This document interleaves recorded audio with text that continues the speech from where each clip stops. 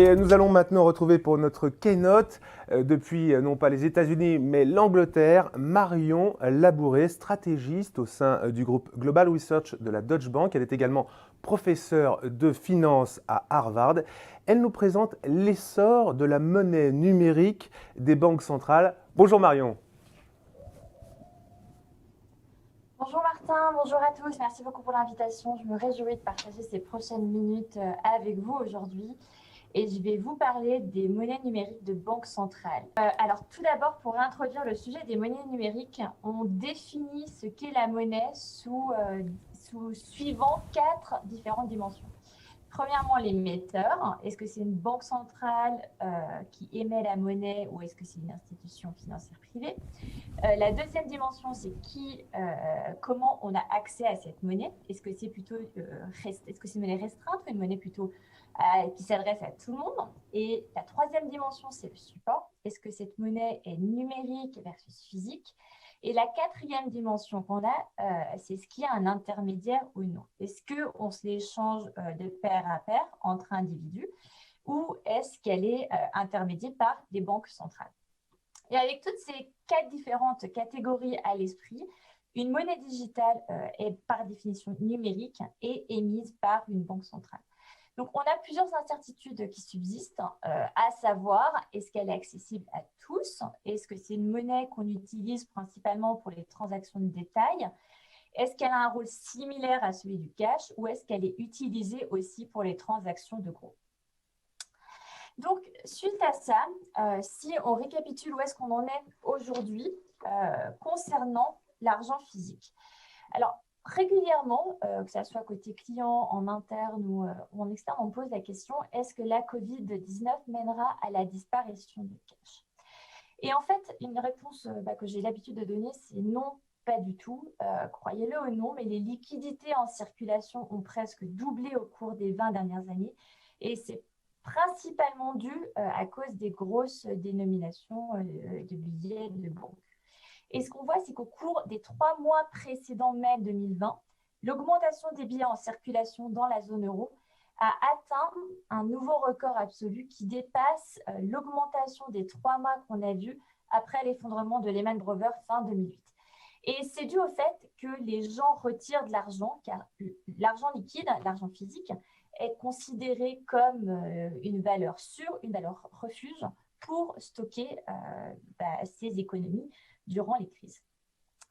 Et à Deutsche Bank, on a fait une grande étude, on a interviewé plus de 3600 consommateurs aux États-Unis, en France, en Allemagne, en Chine, en Espagne, en Italie. Et on s'aperçoit en fait que quel que soit le pays, plus de 60% des consommateurs pensent que l'argent sera toujours là, que le cash subsistera et que le cash sera toujours là. Néanmoins, ça, c'est le cash comme valeur refuge, mais ce qu'on voit aussi, c'est que l'argent liquide perd du terrain en tant que moyen de paiement et cette tendance a clairement été accélérée par la crise du Covid-19. Et on estime que la Covid a accéléré le déclin des paiements en espèces d'environ 4 à 5 ans. Et un exemple spécifique, c'est la Suède, car les liquidités en circulation représentent maintenant à peu près environ 1% du PIB et c'est le pays qui probablement devrait devenir le premier pays sans cash, probablement autour de d'ici 2023. Et depuis mars, il y a de nombreux commerçants qui ont arrêté d'accepter les espèces, qui poussent fortement vers les moyens de paiement sans contact, ceci expliqué par des mesures de distanciation sociale, car les espèces, comme tout autre objet qu'un grand nombre de personnes touchent, pourraient éventuellement transmettre le virus.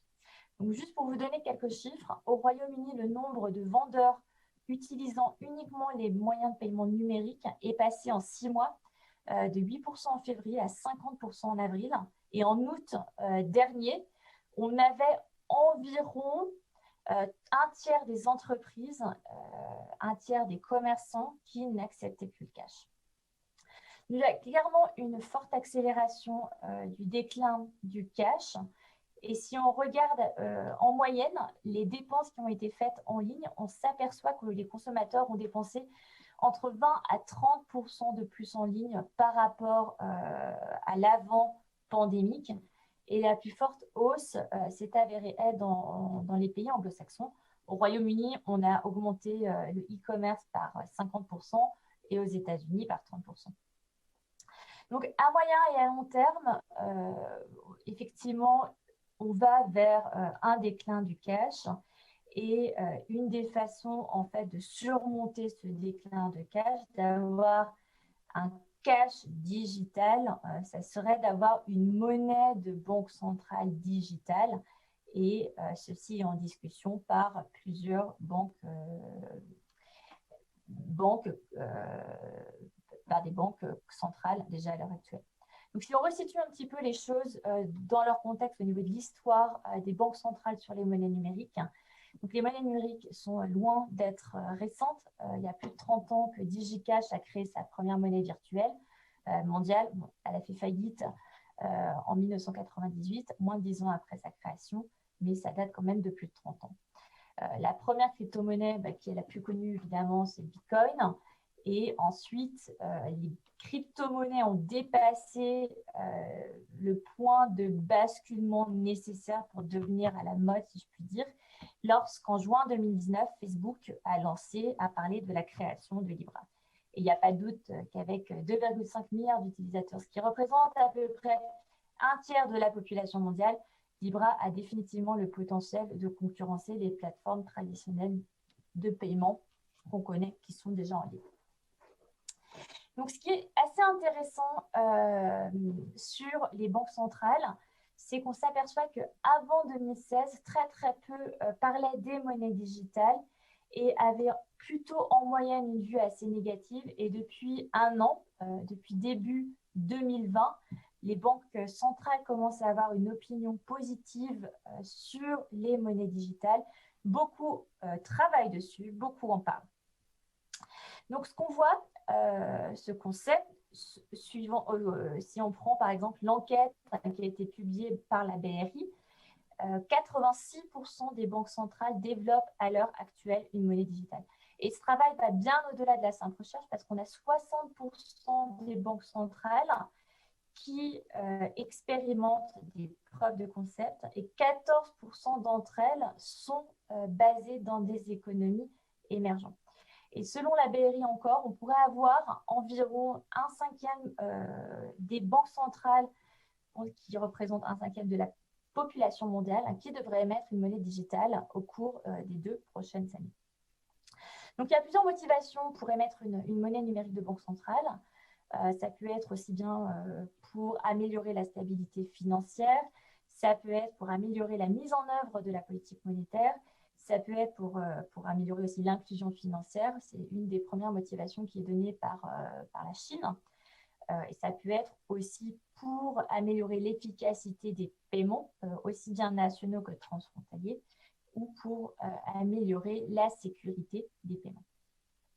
Donc, au niveau des pays les plus avancés sur ce sujet, clairement, on a les Bahamas, la Suède et la Chine. Donc, je vais commencer par les Bahamas. Les Bahamas ont lancé leur monnaie digitale en octobre dernier à l'échelle nationale. Donc, ils avaient déjà fait un projet pilote, ils l'avaient déjà réussi en 2019. Et l'objectif, c'est d'améliorer l'inclusion financière, de réduire les coûts de prestation de services et d'accroître l'efficacité des transactions. Donc, il faut savoir que les Bahamas ont une pénétration de smartphones qui est très élevée, de l'ordre de 90%. Et c'est l'un des pays les plus riches en Amérique en termes de PIB par capita. Donc, on peut s'attendre à une adoption qui soit très rapide, très massive. Et ce qui est aussi intéressant, c'est que le $100, le dollar numérique des Bahamas, est indexé au dollar américain. Donc, ceci pourrait être considéré aussi pour le lancement, s'il y avait, du dollar digital américain. Ensuite, on a la Suède aussi qui a commencé les projets pilotes. Donc, ils n'ont pas encore lancé leur monnaie digitale, mais ils ont bien commencé les projets pilotes. La Suède a révélé qu'elle avait commencé son premier essai de couronne électronique fin février de l'année dernière, de 2020. Donc, ça s'accélère et les recherches sur cette monnaie numérique ont débuté en 2017, ce qui est quand même assez tôt, car les liquidités en circulation, le cash, baisse depuis 2007, donc ils cherchent des alternatives au cash, un cash digital. Et le troisième pays qui est assez avancé aussi sur le sujet, c'est la Chine. La recherche sur la monnaie numérique en Chine a débuté très tôt. C'est un des pays qui a commencé le plus tôt. Ils ont commencé en 2014 sur un projet qu'on appelait DCEP, qui est l'équivalent de monnaie numérique paiement électronique. Et l'objectif principal de la monnaie numérique chinoise était de remplacer le monnaie papier qu'on a et d'améliorer l'inclusion financière. Ce que le gouvernement chinois considère comme une étape dans le développement de l'économie chinoise.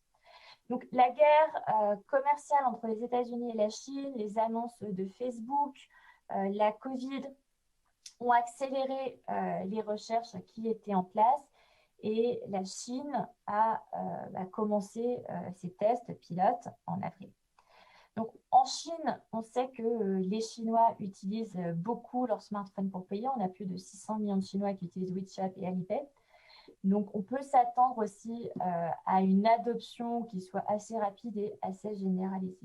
Et on a peu de doute qu'avec plus de 1,4 milliard d'habitants en Chine, la monnaie numérique devrait progresser assez rapidement et les autres pays devraient probablement rejoindre la Chine. D'un point de vue réglementaire, ça veut aussi dire que n'importe quelle transaction, toutes les transactions comme elles sont digitales, soient visibles et traçables par les autorités.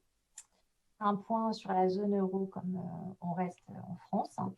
Donc, au niveau de la zone euro, début octobre, la BCE, la Banque centrale européenne, a publié son rapport sur un euro numérique. Pour l'instant, il n'y a aucune décision qui a encore été prise, mais la phase de consultation, la BCE a lancé une grande phase de consultation pour demander aux différentes entreprises, aux banques, aux particuliers, qu'est-ce qu'ils en pensaient de cet euro numérique.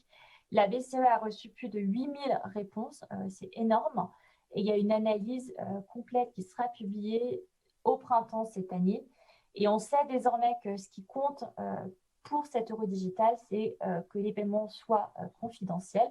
Donc, c'est la première place parmi les caractéristiques demandées d'un euro numérique. Ensuite, c'est qu'elle soit sécurisée et ensuite qu'on puisse payer de partout en Europe. Christine Lagarde, qui est la présidente de la BCE, a aussi dit et fixé à peu près un maximum de 5 ans le délai de mise en place de cet euro numérique. Donc, on peut s'attendre clairement à des avancées dans cette voie-là. Mon avis, c'est qu'il reste quand même assez peu probable que les économies avancées rattrapent le retard. Quand je dis économie avancée, je parle principalement de l'Europe, du Japon, des États-Unis, et ce pour deux raisons.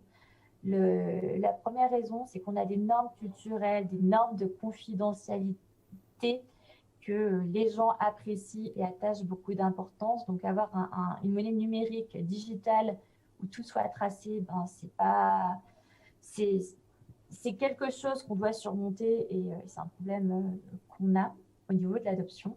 Et probablement le deuxième problème qu'on pourrait avoir, c'est le fait que les taux d'intérêt soient très très bas à l'heure actuelle, ce qui n'est pas évident au niveau de la stabilité financière qu'on pourrait avoir. Et je vais m'arrêter là, comme je vois. Marion, merci beaucoup. On suivra votre réflexion dans votre prochain livre sur les fintechs, si je ne me trompe, publié prochainement à l'University Press d'Harvard, c'est bien ça? Absolument. Eh bien, merci en tous les cas de nous avoir éclairé sur l'essor de ces monnaies numériques.